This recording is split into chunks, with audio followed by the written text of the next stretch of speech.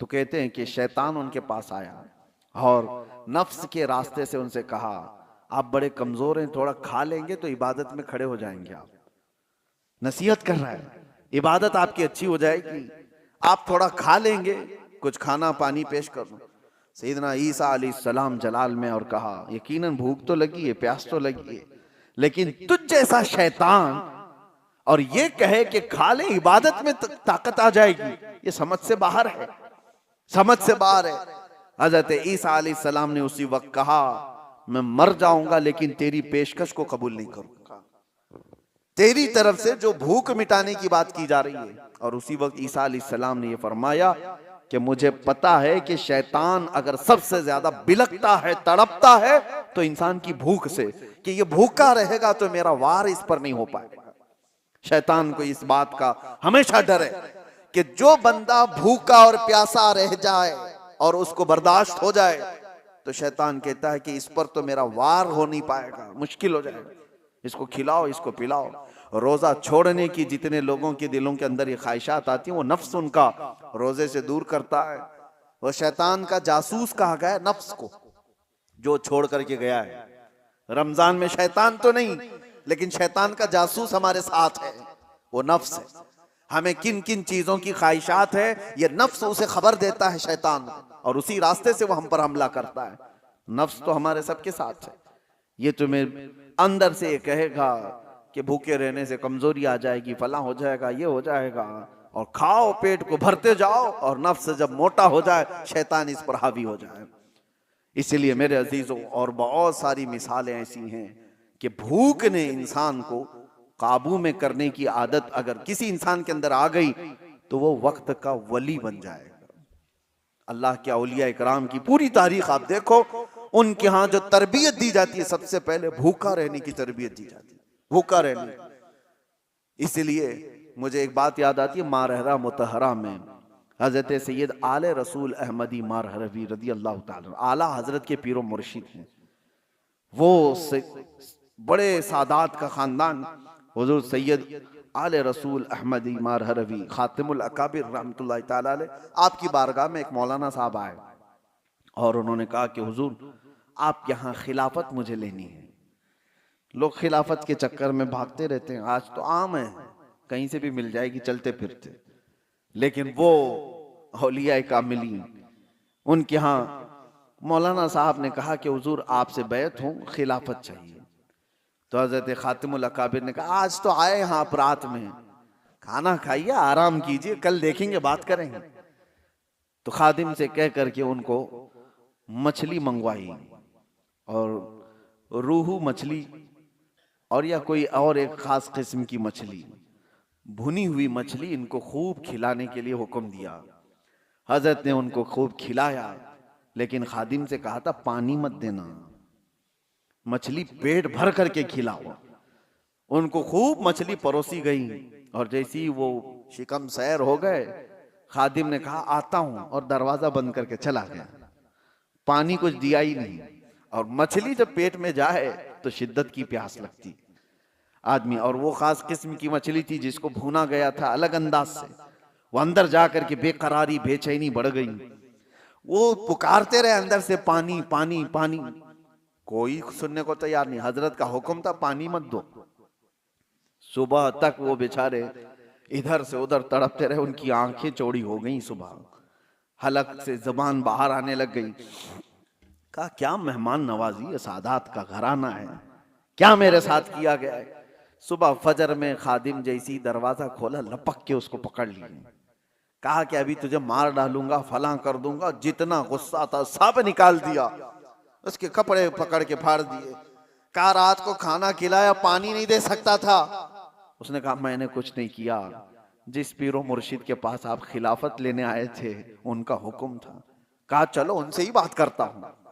ताव में थे जो कल खिलाफत लेने आए थे, आ करके कहा कि ये कैसी मेहमान नवाजी है आपकी, क्या आपके यहाँ ऐसा किया जाता है, पानी नहीं दिया जाता है, फला फला फला, नॉन स्टॉप सब चीजें कह गए।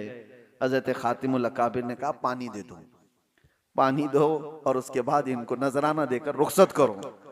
पानी देकर उनको सब ठंडा किया गया। तो फिर उन्होंने कहा हजरत आपने कहा था कल रात में क्या आज रात खाना खाकर सो लो, कल खिलाफत की बात करेंगे।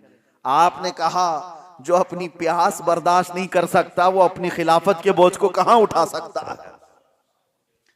एक रात की प्यास नहीं बर्दाश्त कर सकता, वो इतनी बड़ी जिम्मेदारी को कहां उठा सकता है। जाओ, अभी तुम्हारी तरबियत की जरूरत है।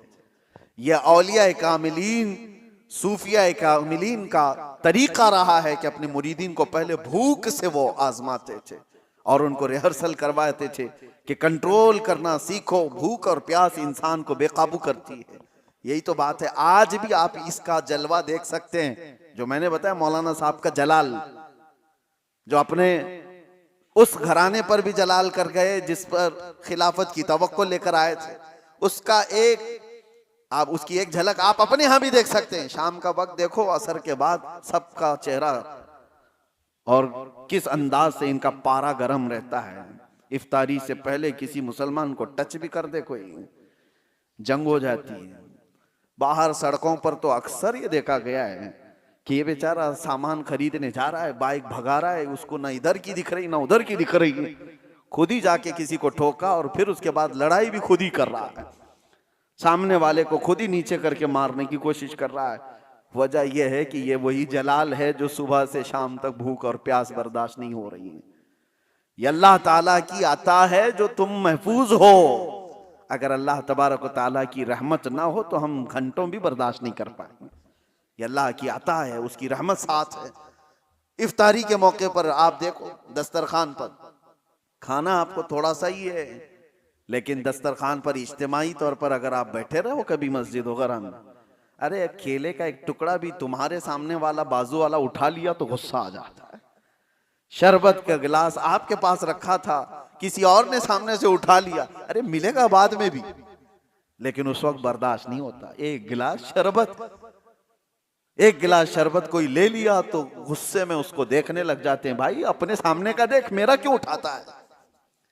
तो ये जो जलाल है ये वही है जो सुबह से शाम तक भूखे रहे। अल्लाह अकबर। मेरे आका सल्लल्लाहु तआला अलैहि वसल्लम के दरबार में बस ये आखिरी बात, एक बार इफ्तार का दस्तरखान सजा हुआ है। हुजूर पाक सल्लल्लाहु अलैहि वसल्लम हजरत आयशा से कहते हैं, आयशा हुजरे में थी, देखो बाहर कोई मुसाफिर तो बाकी नहीं रह गया, हमारे दस्तरखान पर आ जाए। हजरत आयशा कहती है, मैं हुजरे से खिड़की में झांक कर देखती हूँ तो जन्नतुल बकी कब्रिस्तान के पास एक दरख्त था, वहां कोई अपने घोड़े को बांधता हुआ एक आदमी नजर आया। हुजूर से वो अर्ज करती हैं कि आका एक मुसाफिर दिखता है कहीं दूर से आया हुआ। हुजूर ने अपने सहाबा को भेजा, जाओ जो आया है उसको ले आओ दस्तरखान पर। तो साहबी गए और उनसे पूछते हैं, कहां से आए हो? बड़ा लंबा सफर तय करके कोई आया हुआ था और उसने पूछा कहां का इरादा है? तो आने वाले मुसाफिर ने कहा, मैं मोहम्मद सल्लल्लाहु अलैहि वसल्लम को देखने आया हूं। कहा चलो वो तुम्हारे इंतजार में। उसे मालूम भी नहीं था। दस्तरखान पर सब बैठे, वो दस्तरखान पर आकर बैठ गए। एक ही दूध का प्याला था और 70 सहाबा बैठे हुए। एक दूध का प्याला।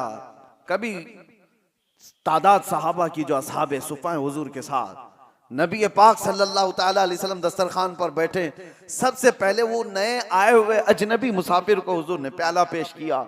उसने उठाया और पूरा ही पी गया। अब जाहिर सी बात है, रोजे का वक्त है, जलाल कैसा होना चाहिए कि हमारे लिए थोड़ी सी तो चीज छोड़ता। किसी एक की भी माथे पर कोई शिकन नहीं, बल्कि मेरे आका ने उसको पूरा शिकन सैर होकर पीते हुए देखा तो मुस्कुराया और कहा, अल्लाह तुझे सैराब कर दे। ये नहीं कि अब हम क्या करेंगे। एक खजूर ली, खुद हुजूर पाक सल्लल्लाहु ताला अलैहि वसल्लम आधा चबाए और उसके बाद सहाबा को दिया। इसी पर इफ्तार हो गई। किसी ने आने वाले मुसाफिर से नहीं कहा कि सबका तू खा गया। यही तो बात है कि आका के बारे में कहा गया है, आता है फकीरों पे उन्हें प्यार कुछ ऐसा, खुद भीख दे और खुद कहे मंगते का भला। वो दरबारे रिसालत में ये सब्र सिखाया गया था सहाबा को कि भूख और प्यास जितनी भी हो, लेकिन दूसरे की अगर जरूरत है तो तुम्हारी माथे पे शिकन ना है, पहले उसकी जरूरत पूरी हो जाए। अल्लाह करीम इस रमजानुल मुबारक के रोज़ों से हमें हिदायत की तौफीक अता फरमाए। मौला करीम हमारे नफ्स को कंट्रोल की तौफीक हमें अता करे और अल्लाह ताला अपने वादे के मुताबिक हमें इस माह मुबारक में परहेजगारी अता फरमाए, तकवा अता फरमाए और रसूल करीम सल्लल्लाहु तआला अलैहि वसल्लम की बारगाह का कुर्ब हमें नसीब फरमाए। व आखिर दावाना अनिल हम्दुलिल्लाहि रब्बिल आलमीन।